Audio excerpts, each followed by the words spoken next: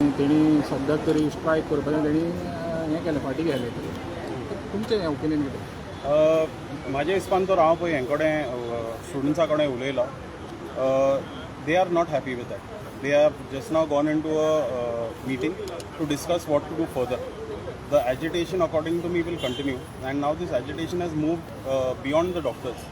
The entire Goa, the entire country is part of this agitation now and this agitation has gone beyond the doctors and there are students from other parts of Goa, there are youth, there are activists, there are other people that are and he has come here personally because he is the head of the state, he's got a lot of power. He has come here personally to try and bully these students and bully the doctors into submission. And I don't think these students and the doctors are in the mood for that. This meeting has just been concluded. They have gone into a huddle and I think this agitation will continue and whether the doctors take it forward or not, the rest of Goa is acceptable. And the students are very clear that those apologies are unacceptable. The doctor also, Dr. Rudresh, if you see his face, he's not very happy with this entire episode.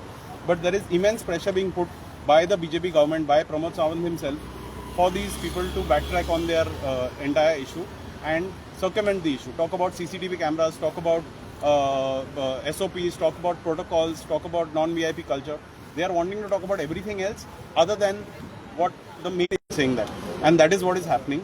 The rest of them are just waiting to discuss amongst themselves and take this agitation forward.